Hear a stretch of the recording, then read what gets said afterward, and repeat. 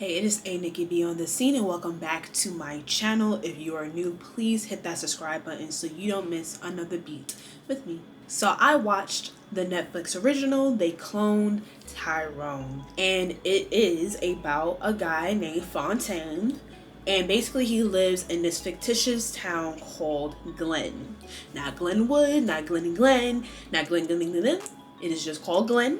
And basically this neighborhood is obviously a poor neighborhood. You're going to see your drugs, you're going to see your drug dealers, you're going to see your prostitutes, you're going to see your pimps. It has all of that in this neighborhood. When you're watching the movie, you pretty much see everyone kind of just doing the same thing. Dealing drugs, doing drugs, the homelessness, the poverty, and everyone's just doing this continuously every single day. There's a sense of like, this is an order, you know, that has been set in place for the people that lives in this town. And the people that lives in this town is predominantly Black people. And you don't really see, at least in this sense of the movie, you don't really see white people unless they're in some sort of position of power. For example, whether, you know, if they are a cop, if they work at a establishment. And then even when the movie starts off, we start off by seeing the billboard of like a white man with blue eyes pretty much overseeing the Black people of the neighborhood, and that pretty much foreshadows the actual people that's been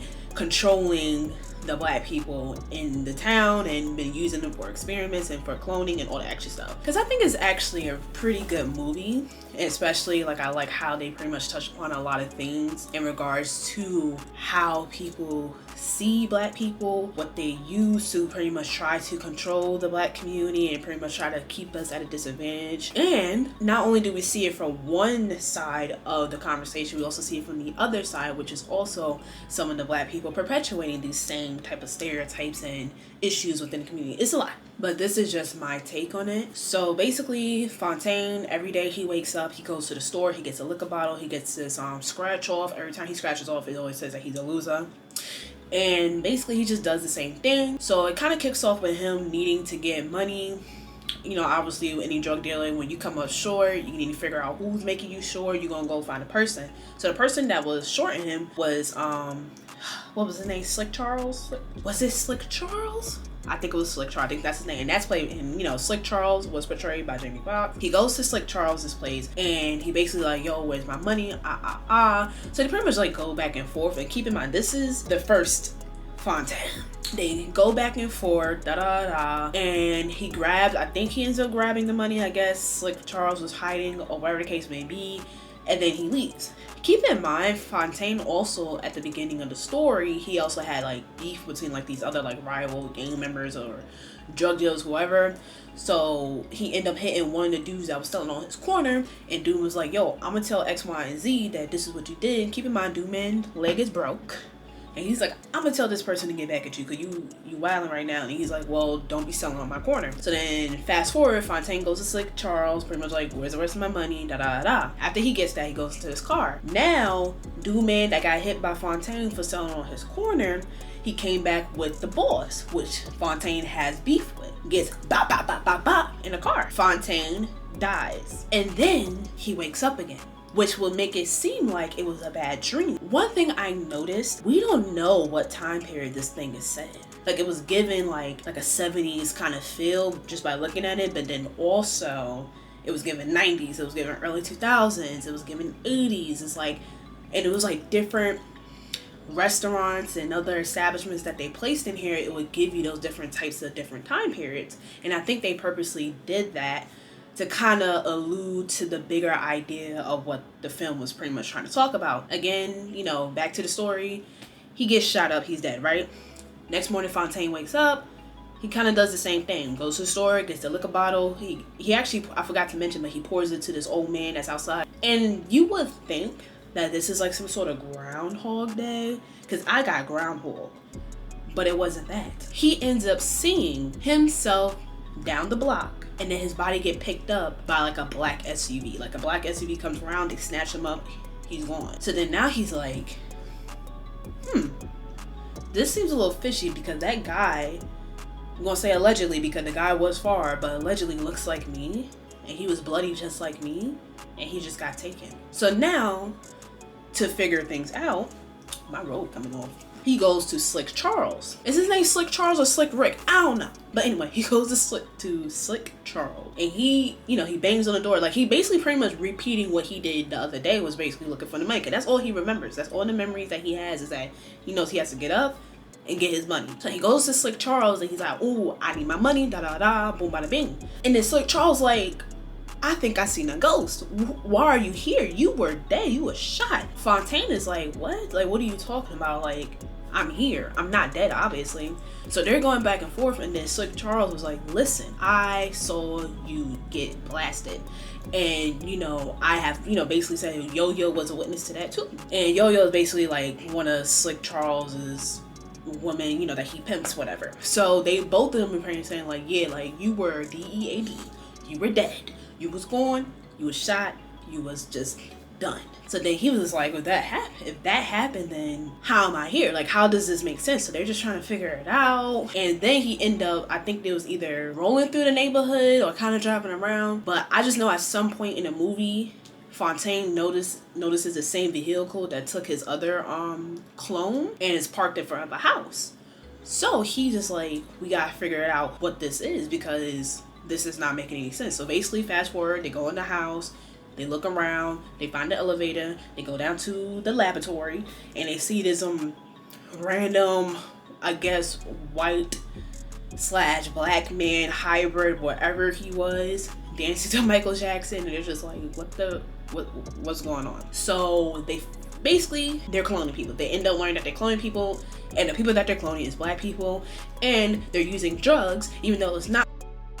But it looks like, but it has been infused with the products that they're using in this neighborhood, which is the Crunch cereal, it is the Perm, it is the chicken. And these 3 items are the items that we have seen in the commercials that they will show all throughout the movie. So I'm just thinking of basically the man is pretty much controlling you guys and putting you guys at a disadvantage. And they're controlling you through all these things. And also music as well. They control you through the food that you eat, through the music you consume, through the stuff that you put in your hair, put on your skin. We control that to keep you at bay, to make sure you guys do what we want y'all to do. So they pretty much find the laboratory. They got the hybrid dude. The hybrid dude, he was a white man, but looked like he was kind of black, but then had an afro. So I can only assume he was the failed experiment. And we see other people that look like him in the actual reality, like in the real world, and you can tell they're like the failed experiments. But I'm gonna get into that aspect of them being the failed experiments. They see everything. After they shot the dude, they escape, da da da. So then now Fontaine was like, we gotta tell somebody. We can't, not talk about this and that. And eventually he actually wanted to go back because he knows that he has his other clone down there, and basically he just want to kill that off. But he just like, we gotta talk about it. Even Yo-Yo, she's like, yeah, we gotta do this and that. But Fontaine, he was more so on some like, we gotta shoot him up, pow pow pow. And Yo-Yo's like, we gotta be smart about it. Like, we can't just go down there. We gotta like do it a different way. So they at her grandmother's house and everything. They do fall asleep, wake up, Fontaine is gone. I'm trying to figure out, because this movie is so long. Eventually he ends up telling his rival about the whole thing. Like, listen, like, they making clones, da da da. And the rival's just like, what are you talking about? Then he gets blasted by his rival. Keep in mind, he got blasted. But that was all a part of the plan that they had.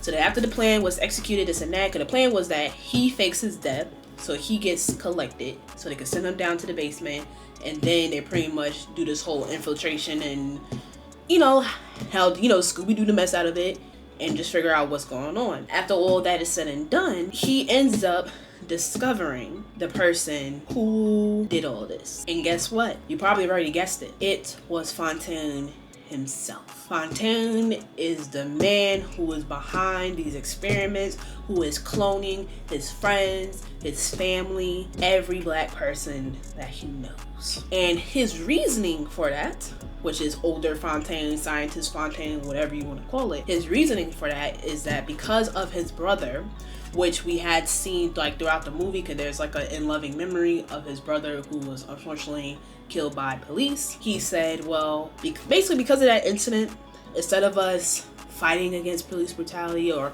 basically not just police brutality, but fighting against the white man, we should become more like them. Instead of to annihilate, we should assimilate. And then keep in mind, behind Fontaine is all these glass cases of from the black man all the way down to a white man, which would, and a white man would be the perfect experiment, basically. His goal is to make sure make sure the black people become like the white people. Through his drugs that he's implementing, he's putting it into the neighborhood. And I think the drug was called like H8 or something like that. Which is, well, you really, now that I think about it, if it's H8, if you say it as, it's practically hate. I just had a light bulb moment. This movie just gets better and better the more you think about it. So he's basically trying to make the black people assimilate as much as they can so they could become white. Once we get to the end of the movie, Fontaine is another clone. But Fontaine is the clone that woke up. You know what I'm saying? And the reason why I say that, because at the end of the movie, we see another version of him. And keep in mind that the title of the movie. The title of the movie is called They Cloned Tyrone. So we see another version of Fontaine. And you know, he does the same thing, virtually pretty much the same thing that Fontaine does when he was in his town, Glen. He wakes up, he gets to 40, pours it to the old man, he does the scratch off, you know, he's looking all around, everything seems to look spits. Everything seems to look normal to him up until he's in the crib with his boys and they're watching the news. So the news, basically everyone got out, you know, they fought the bad guy, He sees himself on screen. And then all his boys look at him. And then one of them say, "Tyrone, ain't that you?"